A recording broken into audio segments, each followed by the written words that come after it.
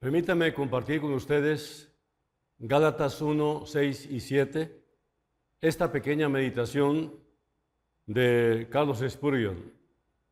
Dice en Gálatas 1, 6 y 7, estoy maravillado de que tan pronto os hayáis alejado del que os llamó por la gracia de Cristo para seguir un evangelio diferente. No que haya otro, sino que hay algunos que os perturban y quieren pervertir el evangelio de Cristo. Me temo que en la actualidad 9 de cada 10 personas no creen en el Dios que nos revela la Biblia. Puedo citar ejemplos de periódicos, revistas, folletos y también de púlpitos en los que se manifiesta que se adora a un nuevo Dios, no al Dios del Antiguo Testamento, pues se considera demasiado severo, demasiado estricto, demasiado rígido para nuestros maestros modernos. Se encogen ante la sola mención del Dios de los puritanos. Si Jonathan Edwards resucitara, no lo escucharían ni un minuto. Dirían que tiene un nuevo Dios que no es como el de su tiempo. Pero hermanos, yo creo en el Dios de Abraham, de Isaac y de Jacob. Ese Dios es mi Dios, sí, el Dios que en el Mar Rojo ahogó a Faraón y a sus soldados y que mientras lo hacía, inspiró a su pueblo a cantar aleluya. El Dios que hizo que la tierra se abriera y se tragara a Corán, Datán, Abiram y toda su compañía. Un Dios terrible es el Dios que yo adoro. Es el Dios y el Padre de nuestro Señor y Salvador Jesucristo, lleno de misericordia, gracia y compasión, tierno y amable, pero a la vez justo y temible en su santidad, y terrible fuera de sus lugares santos. Ese es el Dios que adoramos, y todo aquel que se acerca a Él por medio de Jesucristo y confía en Él como su Maestro, aprenderá bien todo lo que necesita saber. Bueno, esto lo dijo Spurgeon hace más de un siglo, y es extraordinario su reflexión, su meditación.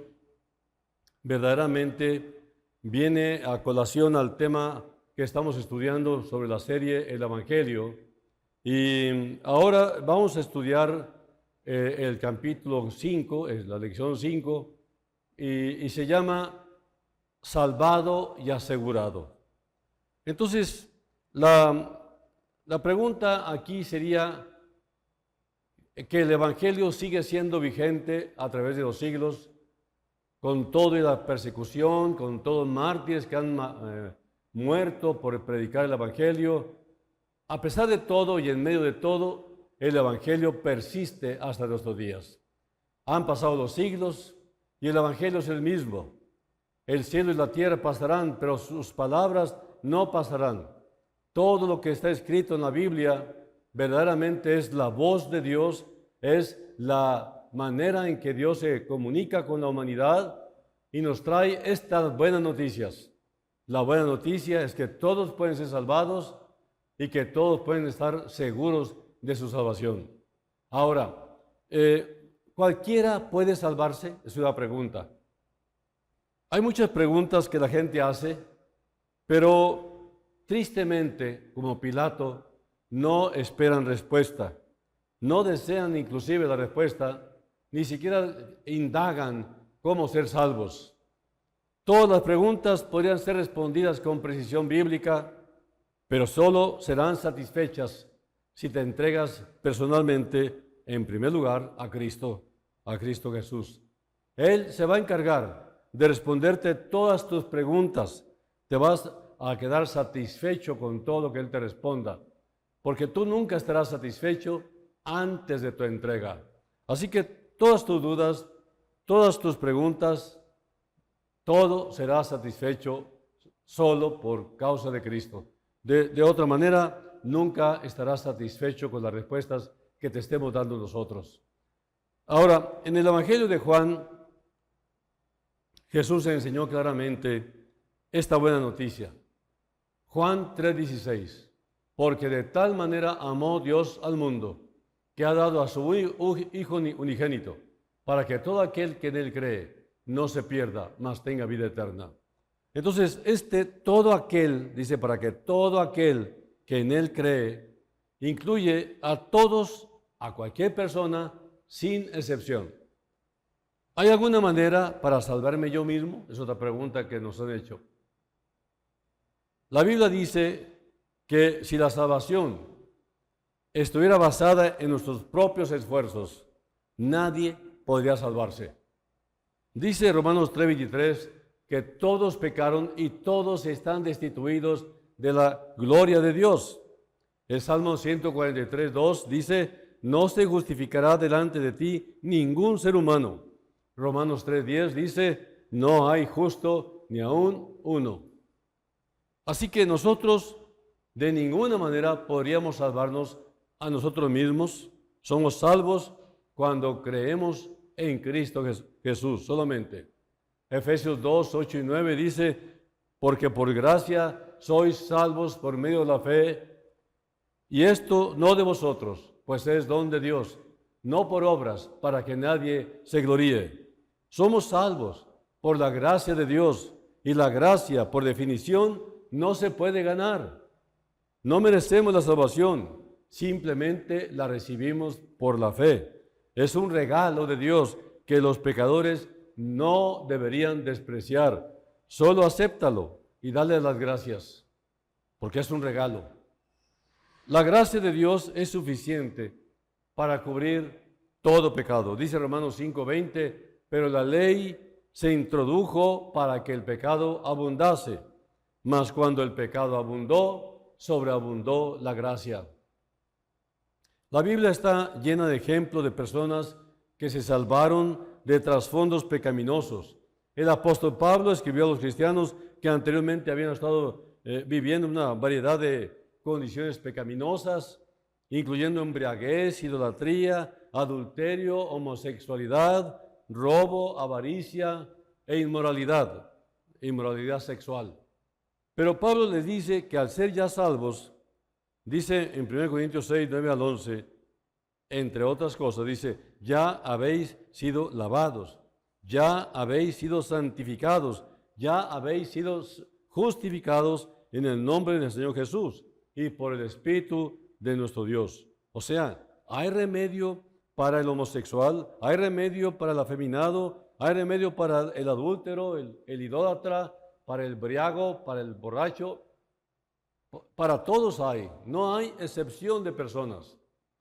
Esta es la gente que Jesús llama. Por eso la palabra es dada a toda la humanidad, pero solo esta gente es la primerita en lanzarse en los brazos de Jesús, porque aún la sociedad lo reprueba.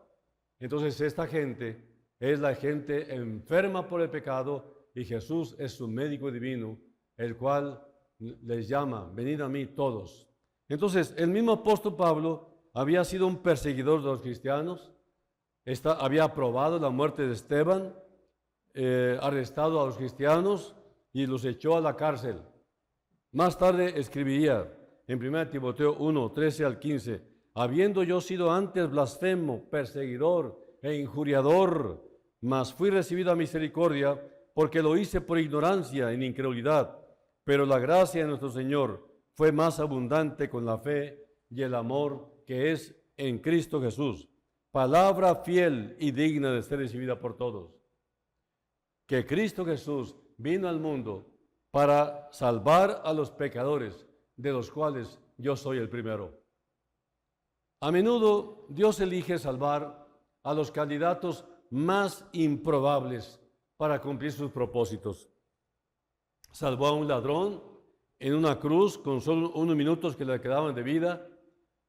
Salvó a un perseguidor de la iglesia, que es Pablo, que se llamaba Saulo de Tarso. Un pescador que le había negado, Pedro. Un soldado romano y su familia. Un esclavo fugitivo que era Onésimo, en el libro de Filemón lo dice. Y muchos otros. No hay nadie que esté fuera del poder de Dios para salvar. Debemos responder por fe y recibir su regalo gratuito de vida eterna. El Señor no rechaza a nadie. Él hace una invitación para todos y no importa el grado o nivel o categoría de pecado en el que hayas incurrido, Él te llama al perdón absoluto y total. ¿Quién puede ser salvo? Otra vez insisto en este punto. Pues todos pueden ser salvos. Es una palabra absoluta, abarca a toda la humanidad y en todos los tiempos. Tú puedes, si recibes a Jesucristo como tu Salvador, Él es el camino que lleva al cielo, que lleva al Padre Celestial. No hay otro camino, no hay. Dice Proverbios 14:12, hay camino que al hombre le parece derecho, pero su fin es camino de muerte. ¿No? Hay mucha gente que recomienda diferentes caminos para ir al cielo. Juan 14:6 dice, yo soy el camino y la verdad y la vida. Nadie viene al Padre sino por mí. No hay ninguna otra recomendación en la Biblia más que Jesús en singular. Nadie más. Hay solamente un camino verdadero al Padre. Estos versículos enseñan este hecho como una verdad solemne. Fallar en encontrar este camino es seguir el camino de la mentira, lo cual trae como consecuencia la muerte del alma. Muerte en la Biblia siempre significa separación. La estrategia de Satanás es guiar a los hombres a una seguridad falsa de salvación, para que cuando ya sea demasiado tarde se encuentren atrapados en un camino que parecía haber empezado bien, pero que terminó en la muerte eterna. Las personas nacidas de nuevo entienden el terrible precio que hay que pagar si se falla en encontrar a Jesús, que es el único camino. Esto explica la razón por la que los creyentes en Jesucristo frecuentemente se examinan a sí mismos para asegurarse de que en verdad están en el camino. 2 Corintios 13:5 dice, un examen que es bueno y valioso de analizar. Examinaos a vosotros mismos si estáis en la fe. Probaos a vosotros mismos. ¿O no os conocéis a vosotros mismos que Jesucristo está en vosotros, a menos que estéis reprobados? El propósito de Satanás es dejarlos confundidos y sin esperanza, moviéndolos a poner sus ojos sobre las circunstancias y no sobre Cristo. Esto no es tener fe. Satanás tiene formas misteriosas para cambiar la verdad de Dios por mentiras. 2 Corintios 2:11 dice, para que Satanás no gane ventaja alguna sobre nosotros, pues no ignoramos sus maquinaciones. También tenemos la presencia de la carne, que es la antigua naturaleza en el creyente, en la cual no mora ningún bien, dice Romanos 7. Cada hijo de Dios, lavado por la sangre de Jesús, conoce y entiende esto. Tenemos la tendencia de mirar dentro de nosotros mismos y ver la fosa de iniquidad y luego dudar si fuimos en realidad salvos. Si el creyente anhela la seguridad de su salvación, también Dios anhela que tenga esa seguridad. Si una persona nace de nuevo, su posición en Cristo es segura. Dios nos ve ahora en la perfección de Cristo por los méritos de Él. Dios ya no tiene nada contra nosotros, ya no hay culpa que perseguir, ya no hay condenación que sufrir. Y por causa de esa seguridad, entramos en el gozo del compañerismo con Él. La falta de este compañerismo trae inseguridad. Ahora, la salvación, y aquí entraríamos a la pregunta, ¿cómo ser salvo? ¿Cómo? Específicamente, por favor, explícanos, ¿cómo puedo ser salvo? Bueno, es imprescindible que los nuevos cristianos, los nuevos creyentes que nunca entraron en una plenitud de seguridad, conozcan la necesidad de establecer las bases fundamentales de su salvación. Dice Efesios 2, 8 y 9, que la salvación no es obra del hombre, y no es por el hombre, entonces debe ser construida y reposada en alguien que sea la gracia personificada de Dios, y este es el Señor Jesucristo. Si no es por el hombre, es por alguien. Y ese alguien es Jesucristo, el perfecto Hijo de Dios. La salvación es un don gratuito y se debe a Jesús, el hombre único, perfecto, que vino del cielo sin haber sido engendrado por hombre. Él es el que satisfizo a Dios. Dios está contento con Jesús. Él pagó con su sangre y ese pago es un pago eterno, eternamente perdonados, eternamente salvados, y su justicia ha sido declarada. O sea, que el juicio que le correspondía al pecador se celebró en la cruz. Y por haber aceptado a Jesús, que es el que lo sustituyó, esta persona es totalmente perdonada, salvada, y ya no va al infierno. La palabra propiciación significa ofrenda aceptable, refiriéndose a Jesús en el Calvario, nuestro sustituto aceptable. Él me quitó de la muerte y se puso Él, y la muerte pegó sobre su persona por causa de mis pecados. En el Antiguo Testamento, la gente se salvaba de la misma manera que nosotros, por los méritos de Cristo. Fue en el tiempo en que Cristo todavía no venía en carne al mundo. Pero Cristo no había venido todavía, sino que al ofrecer sus sacrificios, ellos apuntaban hacia adelante por la fe, poniendo su fe en el que habría de venir, como nosotros ponemos nuestra fe en el que ya vino.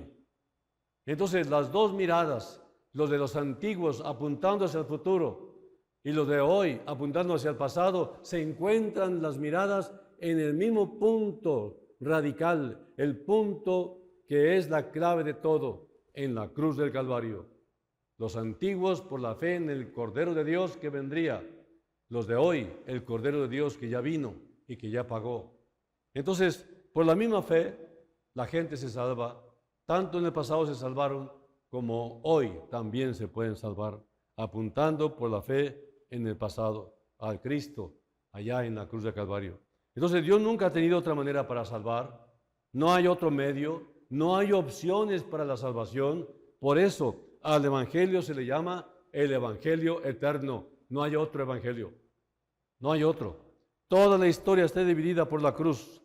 Por eso leímos hace un momento, ¿no?, en este pasaje, donde dice que no hay otro Evangelio, sino que hay algunos que os perturban y quieren pervertir el Evangelio de Cristo. Mas si aún nosotros o un ángel del cielo os anunciare otro Evangelio diferente del que os hemos anunciado, sea anatema. Maldito sea, dice. Entonces, los antiguos creyentes también fueron nacidos otra vez, fueron regenerados por el mismo Espíritu Santo de hoy, el de siempre, el único, desde el momento en que creyeron por fe. Ahora, el testimonio al que me voy a referir está en 1 Juan 5, 9 al 13, que dice de la siguiente manera. 1 Juan, capítulo 5, 9 al 13. 5, 9 al 13. Dice, si recibimos el testimonio de los hombres, mayor es el testimonio de Dios, porque este es el testimonio con que Dios ha testificado acerca de su Hijo. El que cree del Hijo de Dios tiene el testimonio en sí mismo. El que no cree a Dios le ha hecho mentiroso, porque no ha creído en el testimonio que Dios ha dado acerca de su Hijo. Y este es el testimonio, que Dios nos ha dado vida eterna, y esta vida está en su Hijo. El que tiene al Hijo tiene la vida. El que no tiene al Hijo de Dios no tiene la vida. Y entonces el 13 dice, estas cosas os he escrito a vosotros que creéis en el nombre del Hijo de Dios, para que sepáis que tenéis vida eterna y para que creáis en el nombre del Hijo de Dios. En cierta ocasión, en la ciudad de Guadalajara, fui invitado a predicar y me pasé con un misionero amigo, Hal Thompson. Él me invitó a que yo fuera a cantar y él iba a predicar. Entonces, ya me senté después de haber participado y lo escuché decir. Les voy a decir de memoria estos versículos de 1 Juan 5, 11 y 12, y ustedes me van a corregir, ¿verdad? Y empieza a decir, y este es el testimonio, que Dios nos ha dado vida eterna, y esta vida está en una buena religión. La gente lo interrumpió, no, te equivocaste, no dice eso. ¿Qué dice? Dice que la vida está en el Hijo. Va de nuevo, otra vez. Y este es el testimonio, que Dios nos ha dado vida eterna, y esta vida está en portarse bien. No. En hacer buenas obras, tampoco. Entonces, ¿qué dice? Otra vez, y este es el testimonio, que Dios nos ha dado vida eterna, y esta vida está en su Hijo. Punto. El que tiene al Hijo tiene la vida. El que no tiene al Hijo no tiene la vida. Esto es claro. ¿Lo tienes o no lo tienes? Así que la palabra creer originalmente tenía un significado mucho más profundo que ahora. Antes significaba confiar, reposar, entregar, creer, pero de manera muy profunda. Posiblemente el creyente no es consciente de lo que verdaderamente pasó en el momento de ser salvo, pero en realidad estaba muriendo a su propia voluntad. Lucas 9:23 lo dice, y esta es la razón por la cual muchos no son salvos, porque no quieren cumplir este principio, morir a sí mismo.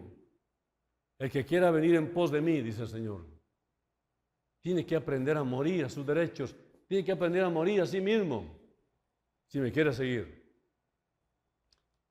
Nuestra ciudadanía no está en el mundo, está en el cielo. Así que al aceptar yo a Cristo como mi Salvador personal, yo le dije al mundo, bye bye, y hasta nunca.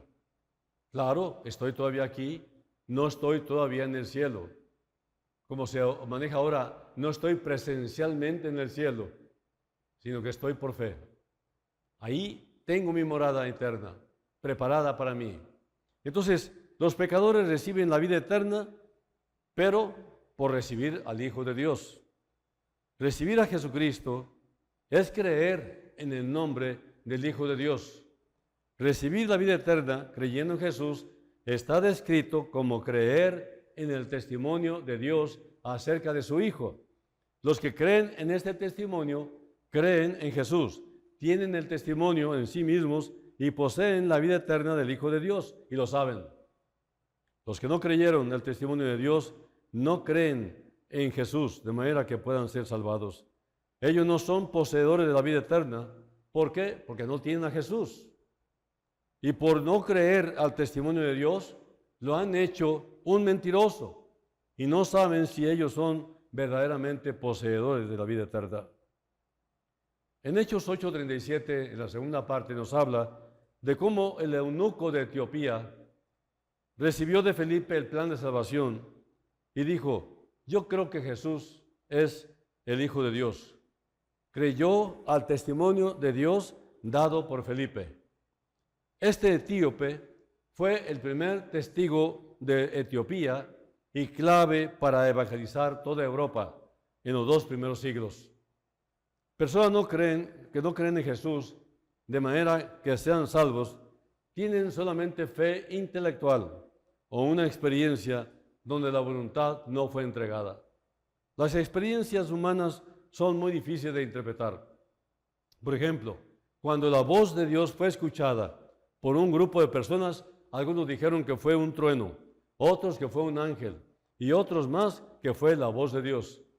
Toda experiencia humana tenemos que basarla en la palabra de Dios. La seguridad de salvación, ¿cómo viene? La certeza, la seguridad. Posiblemente estás diciendo, yo entiendo todo eso y estoy seguro de haberlo hecho, sin embargo, no estoy seguro todavía de ser salvo. Los que en realidad son salvos lo saben y tú puedes también saber si lo eres o no. Romanos 8:16 dice que hay un testimonio que cada creyente tiene en sí mismo. Antes de analizar este testimonio, vamos a examinar algunos puntos donde no hay seguridad para evitar enseñanzas erróneas. En primer lugar, no hay seguridad en los sentimientos. Que tú sientas o no sientas o dejes de sentir o sientas mucho calor o algo, no significa nada en cuanto a este asunto de la fe. Hay gente que sintió muy bonito y hay gente que no sintió nada. Así que no es confiable la emoción o los sentimientos. Las experiencias religiosas pueden ser engañosas. Cuando vienen las crisis, Satanás estará recordándote que los sentimientos que tuviste cuando fuiste salvo ya no están presentes en ti. Llega un momento en que perdiste el gozo porque te despegaste del Señor. Y cuando sentiste o que dejaste de sentir bonito, pensaste que ya perdiste la salvación. La salvación no se pierde la seguridad. ¿Por qué? Porque ignoramos las Escrituras o no nos conectamos con el Señor a través de la palabra y la oración. En segundo lugar, no hay seguridad en las promesas de salvación. Hay muchas promesas en la Biblia para salvación, pero no hay seguridad ahí hasta que no te la apliques. Este es un error que cometen muchos predicadores porque dicen, si dudas de tu salvación, lee Juan 3:16. Y este versículo no dice que ya eres salvo, sino te está diciendo cómo puedes llegar a ser salvo, ¿no? Si tú crees, ¿no? Porque dice, porque de tal manera amó Dios al mundo que ha dado a su Hijo unigénito, para que todo aquel que en Él cree, si tú crees, tienes vida eterna. Y es algo primordial saberlo, ¿me entienden? Es una promesa. Entonces, cada vez encontramos versículos como en Juan 5:24, como una invitación con promesa para cumplir si queremos recibir, ¿verdad? Juan 6:37 te promete que si tú vienes a Él, no te echará fuera. Estos versículos solo muestran cómo ser salvo. Es por esto por lo que muchos viven en compañerismo con iglesias, pero sin haber experimentado nunca la salvación de su alma. Ahora, otro punto. No hay seguridad en la reformación. Muchos experimentan la satisfacción de abandonar sus vicios, como el alcohol, cigarro, vida nocturna, vida disipada, etc. O sea, reformación. Pero esto no quiere decir que sea prueba de un nuevo nacimiento, pues para dejar esas cosas solo se requiere de sentido común para evitar cosas peores como enfermedades incurables. Pero, ¿dónde están las cosas nuevas de Dios en su vida? Como dice 2 Corintios 5:17. He aquí, todo es hecho nuevo. Lo nuevo, ¿dónde está? La reformación o la reforma es una falsedad del diablo. La prueba del nuevo nacimiento son las cosas de Dios en la persona que está en Cristo. ¿Qué cosas? El fruto del Espíritu Santo. Gálatas 5:22 y 23 comienza con el amor, una cadena de fruto en singular. Con este fruto se puede identificar fácilmente al verdadero cristiano. Ahora, ¿cuál es el fundamento de la salvación? En 1 Juan 5:9 al 13, que ya leímos, algunas cosas fueron escritas a los creyentes y por estas cosas pueden saber que tienen vida eterna y tienen seguridad de ello, sin duda y para siempre. Es necesario entonces disponer el corazón para creer que tenemos la vida de Cristo en nosotros mismos. Esta disposición para creer y esta seguridad son evidencias de una nueva vida en Cristo. La salvación no es vivir una vida, sino que una vida sea vivida en nosotros, la vida de Jesucristo. Por eso dice Pablo en Gálatas 2:20, con Cristo estoy juntamente crucificado y ya no vivo yo, mas vive Cristo en mí. Ahora, las evidencias de una nueva vida en Cristo. Cristo vive en mí, en primer lugar, por la fe. Segundo, comunión con Dios, o sea, tengo compañerismo con Él. ¿Cómo establezco ese compañerismo con Dios? Bueno, a través de su palabra. Se debe hacer una mirada retrospectiva para asegurar que hubo un tiempo en que lo conociste y estuviste participando del compañerismo con el Padre y con su Hijo Jesucristo. Esta es una grande señal de salvación. ¿Tuviste compañerismo con el Padre y con el Hijo? ¿Lo tienes ahora? ¿Cómo se establece ese compañerismo? Bueno, a través de la comunión con la palabra y la oración. Bueno, alguien me pide que diga los versículos. Como número 1 dijimos, Cristo vive en mí, 1 Juan 5:11 al 13 y Romanos 8:16. Segundo, comunión con Dios, 1 Juan 1:1 al 4. Tercero, un cambio en mi camino, 1 Juan 1:6 y 7. O sea, tu manera de andar es diferente. Ya te fuiste por otro rumbo, el rumbo que lleva al cielo. Es también una evidencia de tu salvación. ¿Recuerdas cuando cesaste de andar en tinieblas? ¿Recuerdas cuando empezaste a andar en la luz?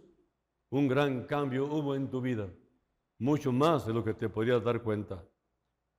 En cuarto lugar, hay una manera diferente de ver el pecado. Primera de Juan 1, 8 al 10. Hay un cambio en tu manera de ver al pecado. Pecado es nuestra naturaleza y pecados es lo que fabrica esa terrible naturaleza. Si alguien dice, yo nunca he pecado, pues es necesario mostrarle entonces 1 de Juan, versículo 10, capítulo 1.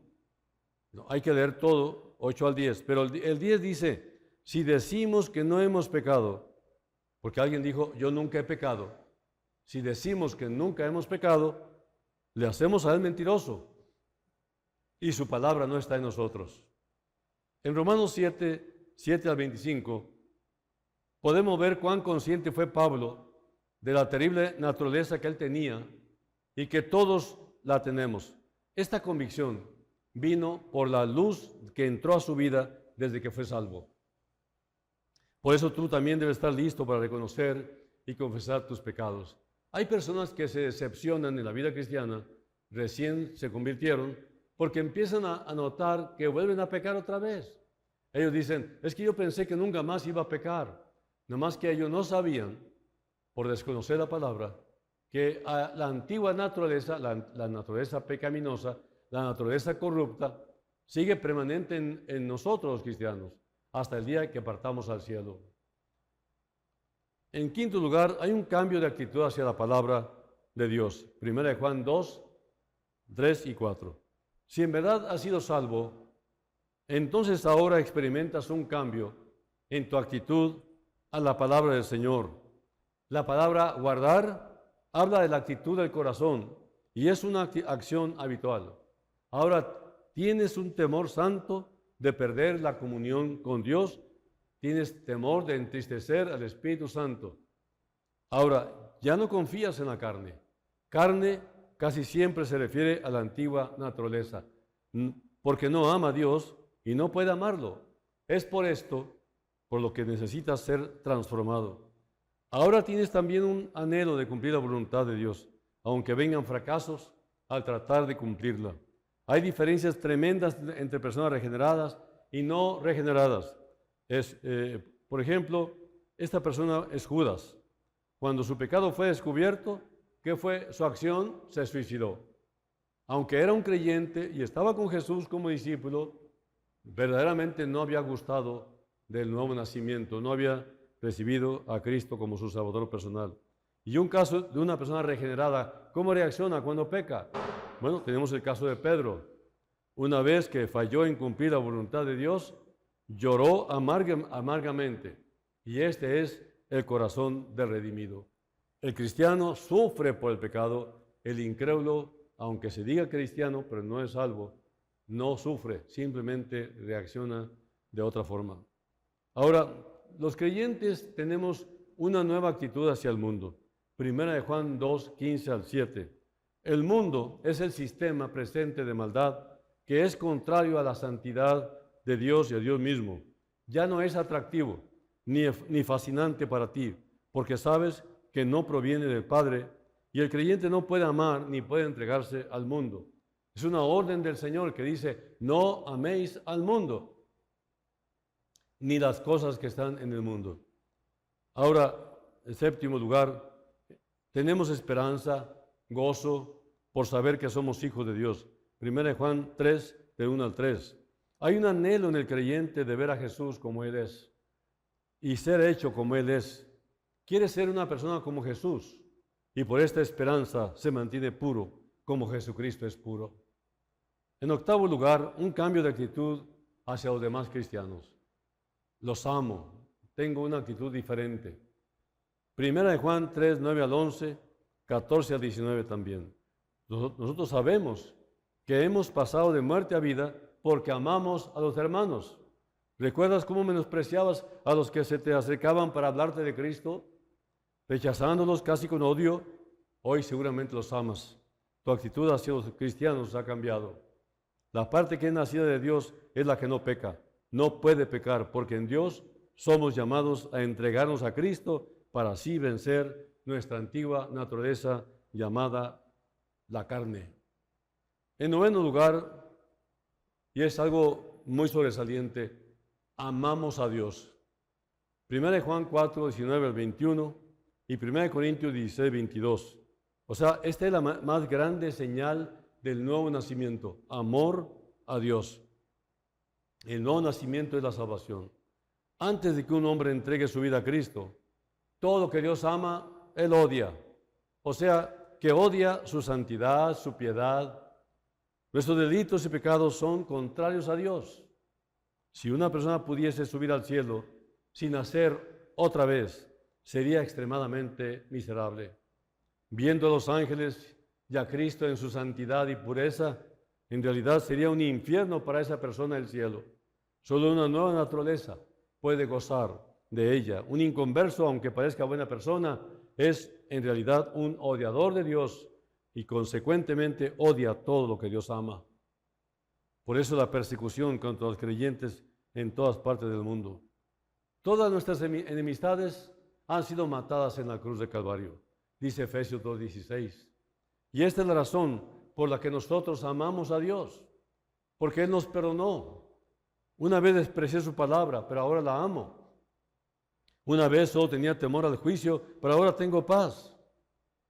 Una vez yo ignoraba a Jesús, ahora le amo y le sirvo.